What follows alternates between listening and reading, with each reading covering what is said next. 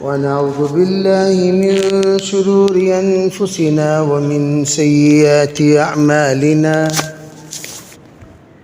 من يهده الله فلا مضل له ومن يضلله فلا هادي له ونشهد أن لا إله إلا الله وحده لا شريك له ونشهد أن سيدنا وسندنا ونبينا ومولانا محمدا عبده ورسوله صلى الله عليه وعلى آله وأصحابه وبارك وسلم تسليما كثيرا كثيرا.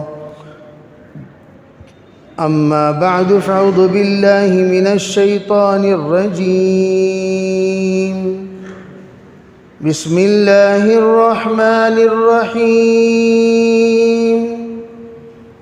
رجال صدقوا ما عاهدوا الله وقال الله سبحانه وتعالى رجال لا تلهيهم تجارة ولا بيع عن ذكر الله. سبحان ربك رب العزة عما يصفون وسلام على المرسلين والحمد لله رب العالمين. اللهم أيدنا بتأييدك، اللهم أيدنا بتأييدك، اللهم أيدنا بتأييدك يا رب العالمين.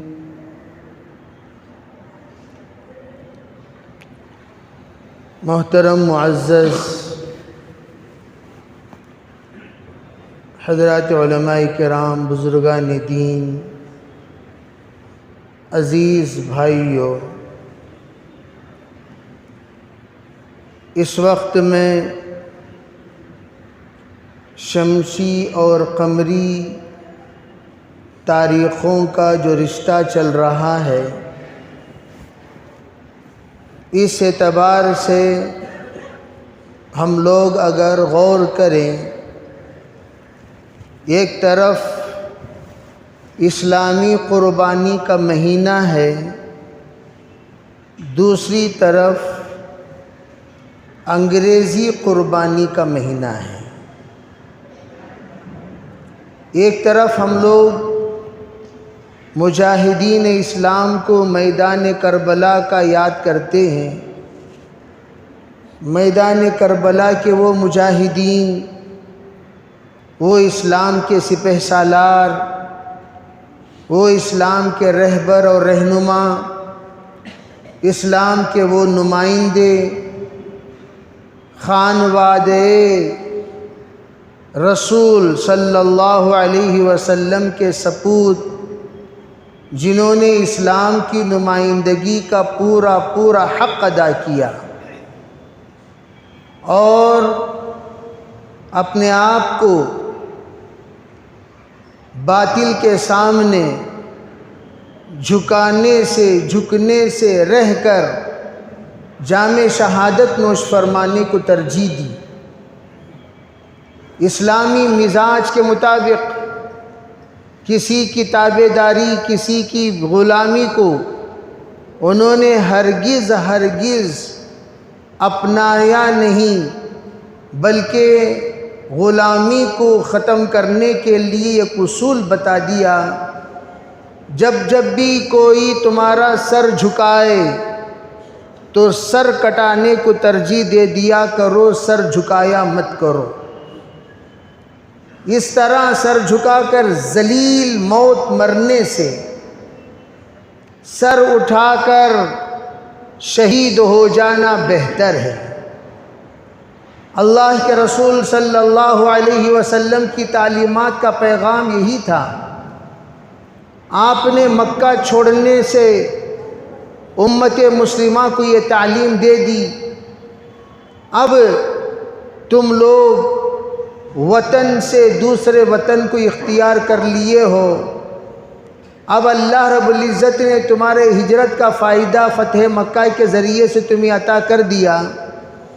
جب فتح مکہ ہو گیا، لا ہجرت بعد الفتح، اب تم لوگ وطن چھوڑنا نہیں، وطن کے لیے قربان ہو جانا ہے۔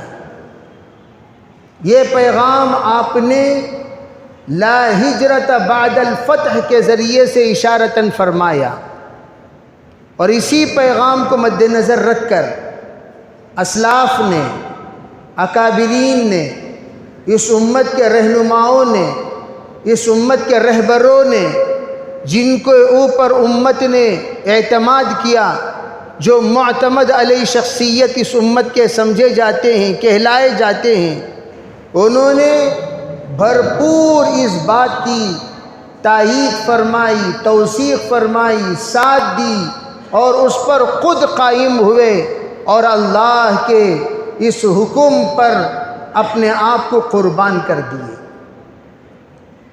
جو قول لوگوں کے درمیان شہرت پا چکا تھا، حب الوطن من الایمان، جس کو حدیث نہیں کہا جاتا بلکہ بہترین مقولہ کہا جاتا ہے، ما احسن من قال، کہنے والے نے کتنا اچھا کہا کہ وطن کی محبت ایمان کا حصہ ہے، چاہے وہ وطن جیسا بھی وطن کیوں نہ ہو، جس وطن میں تم پیدا ہوئے ہو اس وطن کے ساتھ وفاداری کے ساتھ مکمل طور پر حقوق کی ادائیگی کے ساتھ نبھنا اور نبھانا، یہ ہر ایک ایمان والے کا ایمانی فریضہ ہے، ایمانی تقاضا ہے۔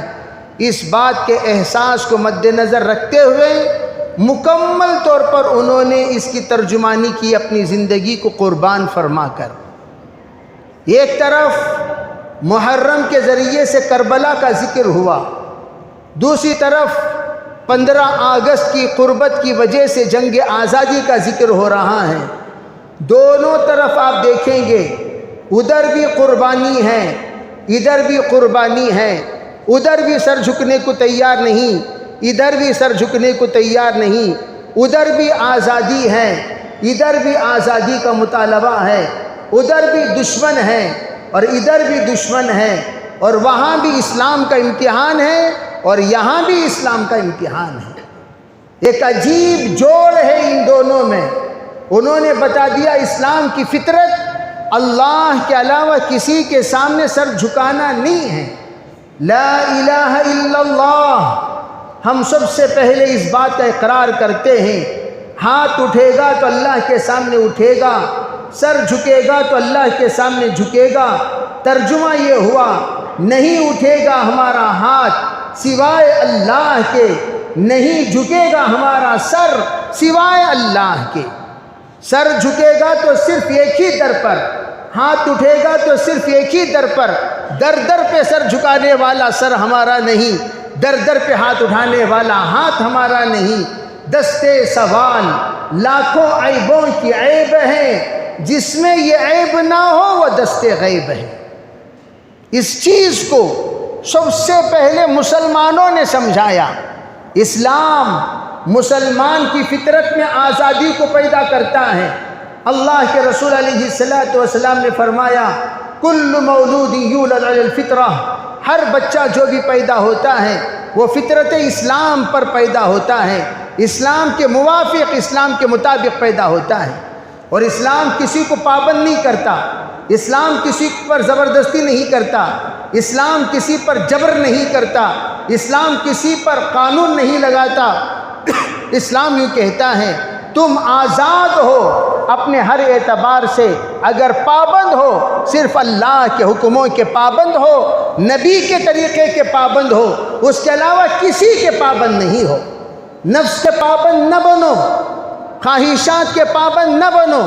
تم لوگوں کو کسی کے پابند بننے کی اجازت نہیں ہے، رسومات کے پابند بننے کی اجازت نہیں، بدعات کے پابند بننے کی اجازت نہیں، خرافات کے تابعدار بننے کی اجازت نہیں۔ تم کسی بھی معاملے میں اللہ اور اللہ کے رسول کے دائرے کو چھوڑ کر کسی اور دائرے کو اختیار کرو گے، اسلام سے خارج ہو جاؤ گے۔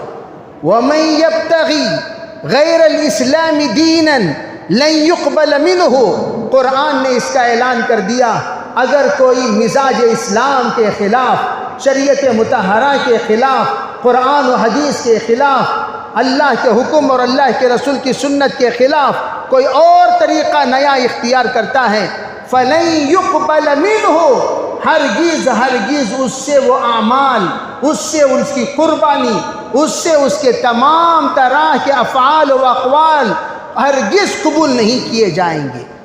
یہ بات اسلام نے صاف واضح طور پر کر دیا، اسی لیے فرمایا جس وقت آزادی کے اعتبار سے پابندی لگائی گئی، جس وقت انگریز آیا اور دھیرے دھیرے سے ان کو غلام بنانے کا ایک طریقہ بتایا، سب سے پہلے 601 عیسوی میں انگریز جب مسلط ہوا ہے اور ہونے کے بعد آہستہ آہستہ اس نے زہر پھیلانا شروع کیا، سب سے پہلے اس کے پابندی کا احساس اگر کسی کے اندر بیدار ہوا ہے وہ مسلمانوں کے اندر بیدار ہوا۔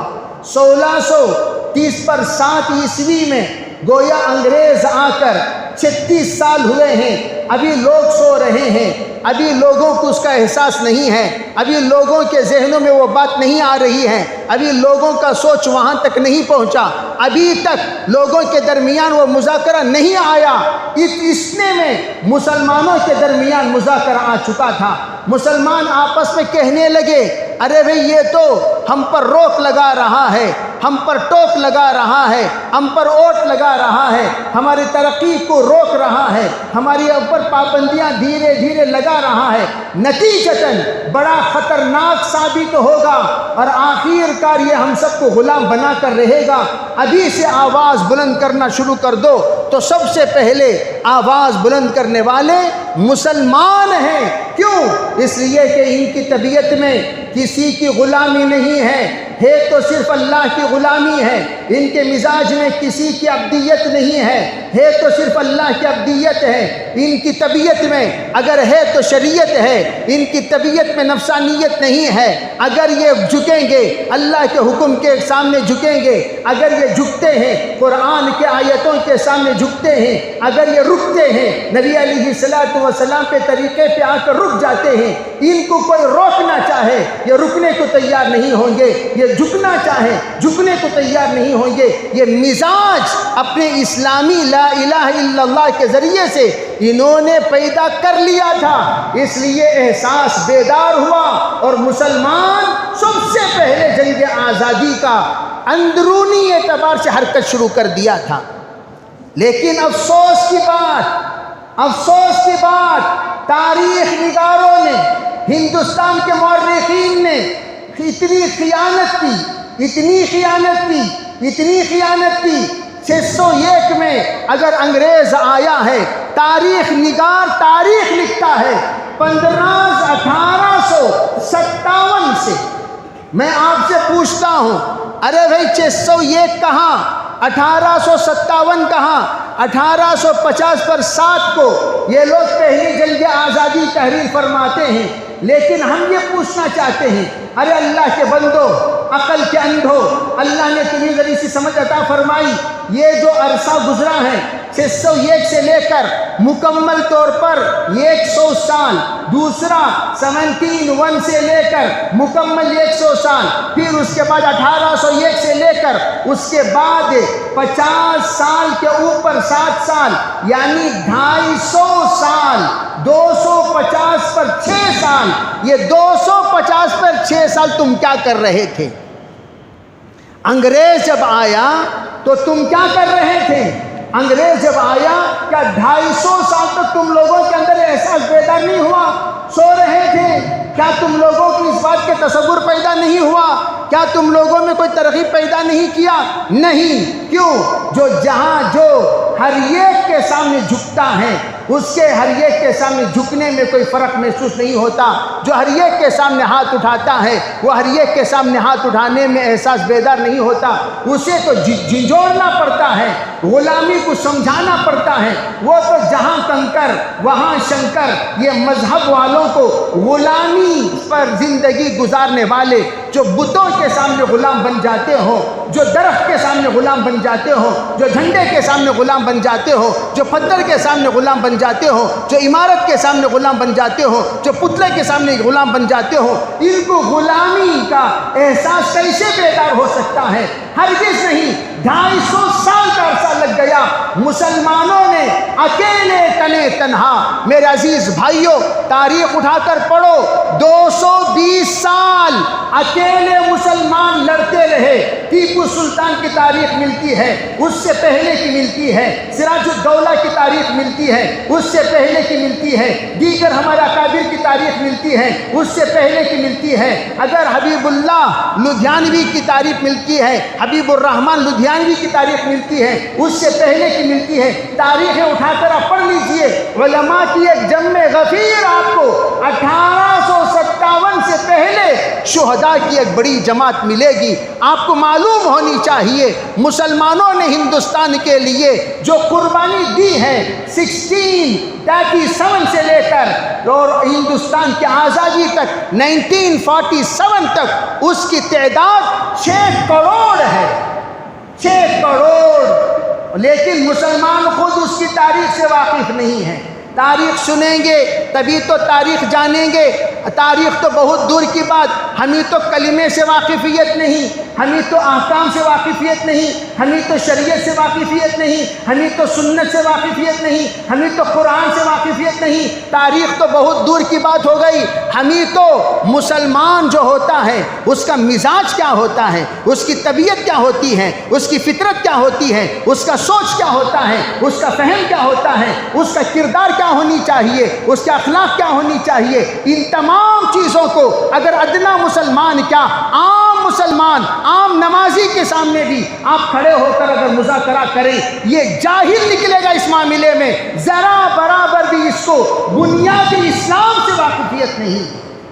مجھے حیرت ہوتی ہے، ارے تم لوگوں کے یہاں ایمان و کفر کا کوئی فرق نہیں ہے تو تم لوگوں کے یہاں شریعت اور طبیعت میں کیا فرق رہے گا؟ جب ہمارے نزدیک اگر ایمان اور اسلام اور ادھر سے کفر اور شرک کے درمیان فرق ہی نہ رہے، پھر دیگر چیزوں کا فرق ہمارے یہاں کہاں کر رہے گا؟ کیوں فرق نہیں؟ اس لیے کہ ہم لوگ شرک کیا ہے، ایمان کیا ہے وہ بھی نہیں جانتے، غداری کیا ہے، وفاداری کیا ہے وہ بھی نہیں جانتے، حیا کیا ہے، بے حیا کیا ہے وہ بھی نہیں جانتے، تابع داری کیا ہے، کفر کیا ہے وہ بھی نہیں جانتے۔ ارے بھئی سب کے سب جہاں نہیں جھکنا وہاں سب جھکنے والے بن جاتے ہیں۔ محرم کا مہینہ آیا، ایک بڑا مجمع، کیا 10 عاشورے کو شربت نہیں پیا؟ شرم نہیں آئی تم لوگوں کو شربت پیتے ہوئے؟ جہاں پر سرکار دو عالم صلی اللہ علیہ وسلم کا خاندان میدان کربلا میں اپنے گردن کٹا دیے، لیکن انہوں نے نماز نہیں چھوڑی، گردن کٹا دیے، یزیدوں نے یہ قطرہ پانی نہیں پلایا، اور تم ایسے بے حیا بن کر ثابت ہو رہے ہو کہ اللہ کے رسول نے جس روزے کو سنت قرار دیا، جو ایک زمانے میں فرض کا درجہ رکھتا تھا، اور جس کو صحابہ نے بڑے اہتمام کے ساتھ اس کی مکمل طور پر آبیاری فرمائی اور تابعین نے اس کی پابندی کی، آج تک تواتر کے ساتھ علماء اور صلحاء، مومنین و مومنات جس کو پابندی سے عاشورے کا روزہ رکھتے تھے، ہم میں سے کون ہے جو عاشورے کا روزہ رکھا اور کتنے لوگ نہیں رکھے؟ اس دن کیا کہتے تھے؟ شربت پلانے سے شہدائے کربلا کو شربت پلانے کا ثواب ملتا ہے، یہ کہہ کر جو لوگ روزہ توڑے اور روزہ تڑوایا، یہ تمام لوگ آل رسول کو کیا جواب دیں گے؟ شریعت مطہرہ کو کیا جواب دیں گے؟ سنت مطہرہ کو کیا جواب دیں گے؟ قیامت کے دن کیا منہ لے کر جاؤ گے حسن حسین کے سامنے اور سرکار دو عالم صلی اللہ علیہ وسلم کے سامنے آب کوثر پر؟ پہلے سمجھو، جب ہم یہاں سے سمجھاتے ہیں تو ہم کسی کے غلام ہو کر نہیں سمجھاتے، کسی کے پابند ہو کر نہیں سمجھاتے. ہم یہاں بیٹھ کر بولتے ہیں تو قرآن کے تابع دار ہو کر، قرآن کے ترجمان ہو کر، حدیث کے تابع ہو کر، حدیث کے ترجمان ہو کر، شریعت مطہرہ کے ترجمان ہو کر یہاں سے پیغام دیا جاتا ہے. چاہے وہ علاقے کا کتنا بڑا انسان وہ حرکت کیوں نہ کر رہا ہو، غلط ہے تو غلط ہے، ناجائز ہے تو ناجائز ہے، شرک ہے تو شرک ہے، بدعت ہے تو بدعت ہے. میں نے کہا ارے بھئی ان چیزوں کا اہتمام کرو، سنت کو سنت سمجھو، بدعت کو بدعت سمجھو. جب نہیں سمجھو گے پھر کیا ہوگا؟ تمیز کرنا ہی تمہارے اندر سے ختم ہو جائے گا. ایمان والا بے ایمان والا دونوں برابر، کفر اور شرک ہر دو برابر، دونوں کے دونوں تمہارے نزدیک برابر ہو جائیں گے. یہ اسی وجہ سے آزادی میں صرف ان علماء کا حصہ رہا ہے جو شرک میں نہیں تھے، بدعات میں نہیں تھے، خرافات میں نہیں تھے، جنہوں نے اسلام میں کوئی تحریف نہیں کیا، اسلام میں تبدیل نہیں کیا، احادیث میں تحریف نہیں کیا، تقلید کو نہیں چھوڑا، ائمہ اربعہ کی اتباع کیے. جن لوگوں نے اسلام کے خلاف آواز اٹھاتے تھے، جو ائمہ اربعہ کی تقلید چھوڑ دیا کرتے تھے، جنہوں نے رسومات و بدعات کو شروع کیا، ان میں سے ایک بھی آپ کو جنگ آزادی کا حصے دار نہیں ملے گا. اٹھا کر دیکھیے قادیانی نے کیا کہا، اٹھا کر دیکھیے غیر مقلد علماء نے کیا کہا، اٹھا کر دیکھیے بدعتیوں نے کیا کہا، رسوم والوں نے کیا کہا، اہل بدعہ نے کیا کہا، اہل رسم نے کیا کہا. ان لوگوں نے، بعض لوگوں نے یہاں تک فتویٰ لکھ دیا کہ انگریز کی تابع داری اللہ کی وفاداری ہے، انگریز کے ساتھ غداری اللہ کی شریعت کی غداری ہے، اور جو انگریز کے ساتھ غداری کرے اسے قتل کرنا واجب ہے. یہاں تک ان علماء سو نے فتویٰ دیا. لیکن علماء حق، جن کو علماء دیوبند بھی کہا جاتا ہے، جن کو علماء سید احمد شہید کہا جاتا ہے، جن کو علماء اسماعیل شہید کہا جاتا ہے، جو شاہ عبدالعزیز رحمۃ اللہ علیہ کے فتوے پر اپنے آپ کو قربان کر دیے، جو حضرت شاہ ولی اللہ کے صاحبزادے ہیں. سب سے پہلا فتویٰ اگر کسی نے انگریز کے خلاف لڑنے کو جہاد قرار دیا وہ حضرت مولانا شاہ عبدالعزیز صاحب رحمۃ اللہ علیہ ہیں. اگر کسی نے اس فتوے پر سب سے پہلے عمل کیا وہ حضرت ٹیپو سلطان شہید رحمۃ اللہ علیہ ہیں. لیکن ہم لوگ بار بار میں کہتا ہوں، ٹیپو کی زمین کے باشندوں کو شرم آنی چاہیے اپنے آپ کو ٹیپو کی زمین کے باشندے کہنے کو. کیوں؟ جان دے دی، جان دے دی، سر نہیں جھکائی، جان دے دی، مسلک نہیں بدلے، جان دے دیے، قربان ہو گئے، لیکن اپنی بات میں ذرا برابر بھی تحریف نہیں کیے. جیسا ماحول، جیسا دیش ویسا بھیش. ایک بڑا مجمع ملے گا آپ کو، دیش کے مطابق دیش بدلنے والے، دیش کے مطابق رنگ رنگیلیاں منانے والے، ماحول کے مطابق کام کرنے والے. ارے بھئی یہی تو انسان یہاں تھا، یہی انسان وہاں ہے. اب پوچھا گیا کیا جی تمہیں چاندی 600 تمہیں چاندی ہے نا؟ نہیں مولانا، کیسا ماحول کی ویسا بن جانا. آج کل کے زمانے میں شرم آنی چاہیے. بےہودے کہیں کے تیرا ایمان کا کیا اعتبار، تیرے شریعت کا کیا اعتبار، تیرے قرآن کا کیا اعتبار، تیرے اخلاق کا کیا اعتبار، تیری طبیعت کا کیا اعتبار. اور تو اگر دو رنگی ہے تو دو رنگ میں ادھر کے رنگ میں تیری موت آ گئی تو تو منافق کی موت مرا. یہ دو رنگی چال چھوڑ دو، یہ ایک رنگ صبغت اللہ، ومن احسن من اللہ صبغہ، اللہ کا رنگ. اس رنگ سے بڑھ کر کائنات میں کوئی رنگ نہیں ہے. وہی رنگ بدرین کا رنگ ہے، وہی رنگ احد کا، اہل احد کا رنگ ہے، وہی رنگ شہداء کا رنگ ہے، وہی رنگ اہل کربلا کا رنگ ہے، وہی رنگ آل رسول کا رنگ ہے، وہی رنگ آل حسین کا رنگ ہے، وہی رنگ آل حسن کا رنگ ہے، وہی رنگ فاطمہ کے تابع داروں کا رنگ ہے، وہی رنگ علی کے سلسلے سے تعلق رکھنے والوں کا رنگ ہے، وہ رنگ کبھی بدلے گا نہیں، وہ رنگ ہمیشہ ایک ہی رنگ رہے گا۔ وہ کون سا رنگ ہے؟ صبغۃ اللہ ومن احسن من اللہ صبغہ۔ اسی لیے شاعر نے کہا دو رنگی چھوڑ ایک رنگ ہو جا، رنگ رنگیلی نہیں، گرگٹ کی طرح رنگ بدلنے والے، یہ ماحول آ گیا تو وہ رنگ بدل گیا، وہ ماحول آ گیا تو رنگ بدل گیا۔ کیا بھی تمہیں سنت میں بھی، تمہیں بدعت میں بھی، تمہیں دعوت میں بھی، تمہیں رسم و رواج میں بھی نہیں مولانا ہر جگہ رہنا، ہر ہنڈی میں میری منڈی، وہ جوتے کھانے کی منڈی، وہ ہر ہنڈی میں میری منڈی، وہ جوتے کھانے کی منڈی، ایسا نہیں۔ ایک رنگ اللہ کا رنگ چڑھا لیا، زندگی میں کبھی کفر کا رنگ نہیں چڑھانا چاہیے۔ نبی کا رنگ چڑھا لیا، یہود و نصارہ کا رنگ نہیں چڑھنا چاہیے۔ اسے کہتے مسلمان۔ تو ہمارے اکابر نے سر کٹا دیا، انگریز کے سامنے نہیں جھکائے،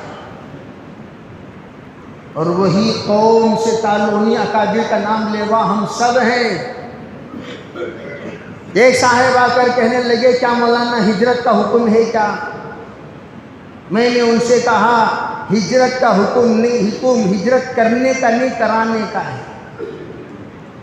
ہجرت کرنے کا نہیں ہے بلکہ کیا ہے؟ کرانے کا ہے۔ کس نے کہا کرنے کا حکم؟ لا ہجرت بعد الفتح، عمومی ہجرت کا حکم فتح مکہ کے بعد ختم ہو گیا۔ عمومی ہجرت کوئی نہیں کرے گا، جان دیں گے تو یہی دیں گے، شان سے زندگی گزاریں گے تو یہی گزاریں گے، شہید ہوں گے تو یہی ہوں گے، دفن ہوں گے تو یہی ہوں گے۔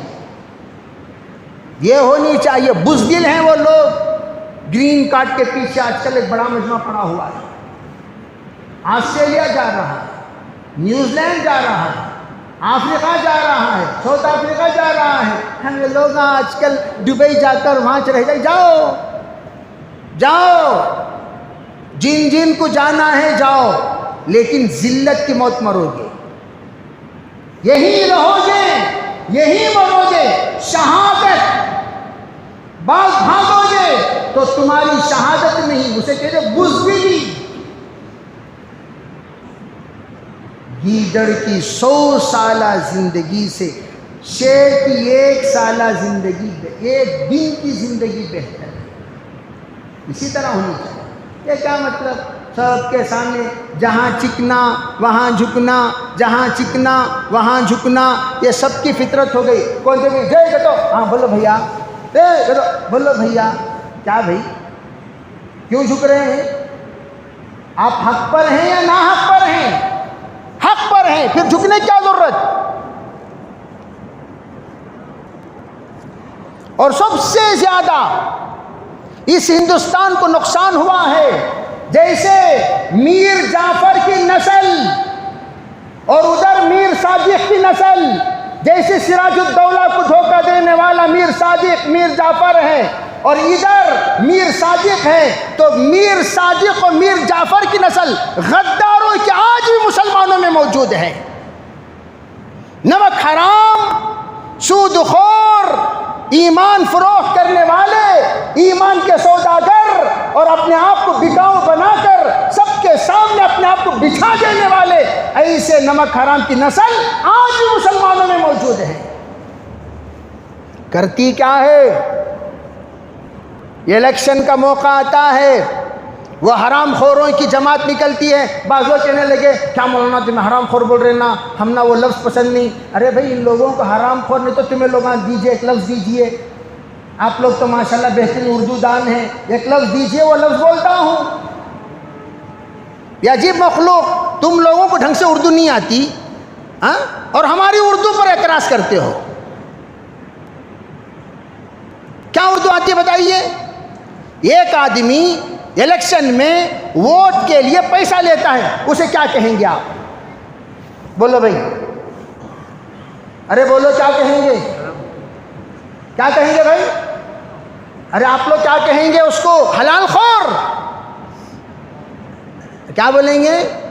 انہوں بول رہے ہیں ہمیں بھی لیتے نا حضرت، کیا بولنا، اپنے آپ کو بولے سکانا، ایسا آپ ٹینشن میں نہ لیجئے، انشاءاللہ نہیں لیں گے، نہیں لیں گے نا بھائی، لوگ دیکھو ایک جنابی نہیں بول رہا، یہ بے شرما نکو بنو سے بولتا سو لیں گے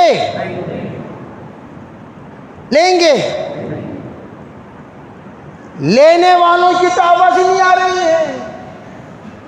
اللہ حفاظت فرمائے، گیا میں قریے میں تو صاف کہنے لگے اس نے آ کر 10 بجے 3000 روپے دیا اور وہ آ کر 2 بجے 5000 دیا، جو 5000 دیا اس کے پاس بک گئے۔ صاف میر صادق کی نسل، میر جعفر کی نسل آج بھی ہے، اسی وجہ سے آج مسلمان ذلیل ہے اور ذلیل رہے گا۔ ٹیپو جی اپنے اندر روح پیدا کرو، دم پیدا کرو، ہے کیا جی؟ نہیں ہے، نہیں ہے۔ کیا یہ آواز میں دم رہنا، آواز میں دم اس وقت پیدا ہوتا ہے جس وقت بادم رہو گے، بے دم رہو گے نہیں ہوگا، نہیں ہوگا۔ کیا یہ آواز ہے بلی اور چوہوں کی طرح؟ میں یہ عرض کرنا چاہتا ہوں حرام مت کھایا کرو، حرام کھاؤ گے بزدل بن جاؤ گے۔ یاد رکھنا تمہاری آواز میں کوئی دم نہیں رہے گا، تم خود بزدل بن جاؤ گے۔ بھاگو بھاگو بھاگو، سب کے سب بھاگ جائیں گے۔ کیوں؟ حرام خوری کا نتیجہ۔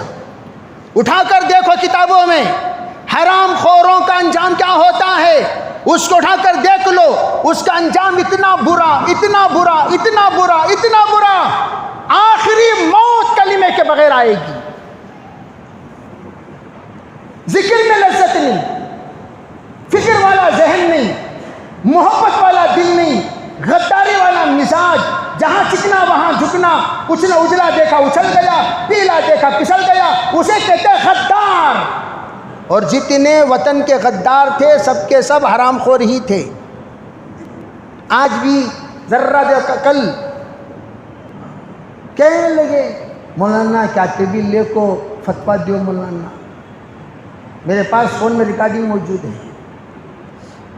ہم نے کہا بھائی تمہارا نکاح ٹوٹ گیا، تم نہ بیوی رہی اور نہ تمہارا وہ شوہر رہا، دونوں کا نکاح ختم ہو گیا، تم دونوں آپس میں رہنا حرام، آپس میں رہنا حرام۔ قرآن کا فیصلہ ہے اگر اس کے بعد کسی نے طلاق دے دیا فلا تحل له من بعد، اے بعد طلاق الثالث، کیا فرمایا؟ حتی تنکح زوجا غیرہ۔ ہم نے کہا نہیں ہے، نہیں مولانا کیا تو بھی تمہیں نکالو مسئلہ۔ میں نے کہا کیا نکالو؟ مسلمانوں کے واسطے ایک مسئلہ ہے، قرآن دو اترا کیا؟ جیسے بائبل 4 ہیں، بلکہ بائبل 600 تھے ایک زمانے میں، 600، اور 604 کیسے بنے؟ انگلینڈ میں ایک بہت بڑا ان لوگوں کا ایک اجتماع ہوا، اجتماع میں یہ طے ہوا ارے بھئی یہ کیا بھئی یہ قصہ، یہ بائبل وہ بائبل، سب جنے لڑ رہی نا کیا کرنا۔ کہا ایک نے ایک کام کرو جی، ٹیبل کے اوپر پورے بائبلاں رکھ ڈالو جی، رکھنے کے بعد ٹیبل کو ہلانا۔ ٹیبل کو کیا کرنا بولو؟ ارے بولو بھی کیا کرنا؟ ہلانا۔ رسی باندھیں گے، ٹیبل رہے گا کمرے کے اندر، رسی رہے گی کمرے کے باہر، کوئی نہیں دیکھے گا، ہلائیں گے یوں یوں یوں یوں، ہلانے کے بعد صبح دیکھیں گے جو کتاب ٹیبل پر رہے گی وہ ہم سب کی ہوگی، جو کتاب نہیں رہے گی اسے سب ڈیلیٹ کر دیں گے، مائنس کر دیں گے، ختم کر دیں گے۔ چنانچہ مشورے میں طے ہوا، اٹھا کر دیکھو کیسے ان لوگوں نے کتاب کی تعین فرمائی، ہلاتے رہے۔ عیسائیوں کے یہاں 4 کتابیں ٹیبل کے اوپر رہ گئی، تو 4 کتابوں کو ان لوگوں نے متعین کر لیا، یہ 4 کتابیں ہماری مذہبی ہیں، سب کے سب کتابوں کو انہوں نے جلا کر راکھ کر دیا۔ قرآن کائنات میں یہ صرف شیعہ ہیں جو اس قرآن پاک کو ناقص مانتے ہیں۔ شیعہ جنہوں محرم میں دندناتے ہوئے پھرتے ہیں، اپنے آپ کو عاشق حسین کہنے والے وہ لوگ اللہ کے رسول علیہ السلام پر نازل کردہ قرآن جس پر یہ اللہ کی سند موجود ہے، اِنَّا نَحْنُ نَزَّلْنَا الذِّكْرَ وَإِنَّا لَهُ لَحَافِظُونَ، اس قرآن کے سلسلے میں وہ لوگ کہتے ہیں یہ قرآن ناقص ہے۔ 40 پارے اترے تھے، 10 پاروں کو حضرت ابو بکر و عمر نے چھپا دیا، نعوذ باللہ من ذالک۔ اس قرآن کو وہ لوگ کیا مانتے ہیں؟ ناقص۔ اس کے علاوہ اب ان لوگوں کو ہم لوگ کیسے مسلمان کہیں جو اس قرآن کو ناقص مانے؟ اور پورے کائنات کے مسلمان اس قرآن کو کامل مانتے ہیں، اور اس قرآن پاک کا حکم ہے، اس قرآن پاک کا جو حکم ہے اس میں کبھی بھی لن تجد لسنت اللہ تبدیلا ولن تجد لسنت اللہ تحویلا، قرآن پاک کے احکام میں کبھی بھی تحویل و تبدیل نہیں ہو سکتی۔ بہرحال میں یہ عرض کرنا چاہ رہا ہوں، جہاں ٹیپو کی نسل رہے گی وہاں میر جعفر میر صادق کی نسل رہے گی۔ اب آزادی، مجھے بڑا درد ہوتا ہے، لوگ کہتے ہیں آزادی میں آؤ مولانا جھنڈے کا کہیں اٹھانا جھنڈا، آلریڈی ہمارا جھنڈا میں اترا ہوا ہے، اسلام کا جھنڈا وہ خود فجر میں اتر گیا۔ آزادی منائے کہہ کا منائے آزادی بھائی، کیا منہ سے آزادی منائے، کیا منہ سے مبارکبادی دے، ہیپی انڈیپینڈنس ڈے کیسا کہیں، کیا منہ سے کہیں؟ کیا ہے آزادی تمہارے اندر بتاؤ؟ نہ تمہاری ٹوپی کی آزادی ہے، نہ تمہاری داڑھی کو آزادی ہے، نہ تمہارے لباس کو آزادی ہے، نہ اسلامی شاعر کو آزادی ہے، نہ برقعے کو آزادی ہے، پھر کیا خاک کی آزادی ہم لوگ منانا چاہتے ہیں؟ کیا ہے ہمارے پاس آزادی؟ چپ، جھوٹے منہ سے بعض لوگ، یہ سیاست دانوں کا کھیل ہے۔ دل کے اندر ہونی چاہیے وطن کی محبت، نہ کہ خالی سلیوٹ مار ڈال کو اسی جھنڈے کو کھندلے کو جاتی رہتی۔ وہی جھنڈا جس کو تم نے سلیوٹ مارا، وہی جھنڈا جس کو تم نے لہرایا، مغرب کے بعد وہ سب کے سب کچرے کی توٹی میں، یہ اس کا تمہیں جھنڈے کو جیسے عزت دے؟ یہ سب بیکار باتیں ہیں، بیکار، یہ سب ایکٹنگاں، اسے بولتی ہوں ایکٹنگاں، یہ سب کوئی نعرے بازی۔ اور جتنے لوگ اس وقت کل کے دن جو بھی بڑے بڑے منسٹرز بھاشن دیں گے، ان کے آبا و اجداد میں ایک بچہ بھی آزادی میں شریک نہیں تھا، ایک بچہ بھی، ایک فرد بھی، ایک کو بھی وہ نہیں بتا سکتے جو اس وقت رولنگ پارٹی ہے کہ ہمارا یہ اسلاف میں سے آزادی میں کوئی نہ کوئی حصہ لیا ہو، ایک بھی نہیں ہے۔ اگر ہیں تو آپ جا کر دیکھیے انڈیا گیٹ میں آپ کو 600 سے زیادہ مسلمان شہداء کا نام ملے گا۔ خیر بہرحال تاریخ آزادی ایک لمبی تاریخ ہے، اسے کہنے کے لیے ایک لمبا وقت چاہیے۔ میں یہ عرض کرنا چاہتا ہوں، اس وقت ہم لوگ آزاد ملک میں ہیں اور ہم لوگوں کے ملک کو یہ فخر حاصل ہے، سب سے پہلا اسلام ہندوستان ہی میں آیا۔ حضرت آدم علیہ السلام جو نازل ہوئے جنت سے، پہلا انسان بھی ہیں، پہلے مسلمان بھی ہیں، کہاں آئے؟ ہندوستان میں آئے، سری لنکا میں آئے۔ سری لنکا ہندوستان ہی کا حصہ تھا، اور اب یہ حصہ بنا، بنگلہ دیش الگ ہوا، پاکستان الگ ہوا، سب الگ الگ بعد میں ہوئے ہیں، تو اصل وہ ہندوستان ہے جس وقت نازل، اور خود اللہ کے رسول علیہ السلام نے یہاں سے ٹھنڈی ہوا محسوس کی ہے، اور حضرت ابراہیم نے بھی محسوس کی ہے۔ اور آپ کو معلوم ہونی چاہیے حضرت نبی علیہ السلام آ کر 90 پر 5 ہی میں، محمد بن قاسم 90 پر 5 ہجری میں 630 پر 6 عیسوی کو محمد بن قاسم ہندوستان میں آ گئے تھے، اور عمومی مسلمانوں کا جھنڈا یہاں لہرانا شروع ہو گیا تھا۔ اور اس سے پہلے کیرلا کے بادشاہ انہوں نے باقاعدہ اسلام قبول کیا، اور وہ واپس آتے آتے ان کا انتقال ہو گیا، یمن میں ان کی قبر موجود ہے۔ بہرحال ایک تاریخ ہے ہندوستان کی، ہندوستان کا پرانا باشندہ مسلمان ہے، اور ہمیں خود تاریخ نہیں معلوم ہندوستان کو ہندوستان کیوں کہا جاتا ہے۔ تم لوگوں کو کیا معلوم ہندو ہونے کی وجہ سے ہندوستان کہا جاتا ہے؟ نہیں، ہند نوح علیہ السلام کے پوترے کا نام ہے، اسی پڑ پوترے کا نام ہے، انہوں نے یہاں آ کر اپنے نسلوں کو آباد کیا تھا۔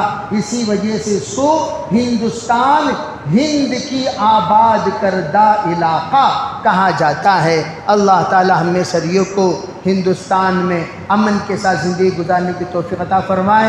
اللہ تعالی اتحاد و اتفاق نصیب فرمائے۔ میں ہمیشہ کہا کرتا ہوں، ووٹنگ کے وقت میں چنکھو مت بنو، ووٹنگ کے وقت میں چنکھو مت بنو۔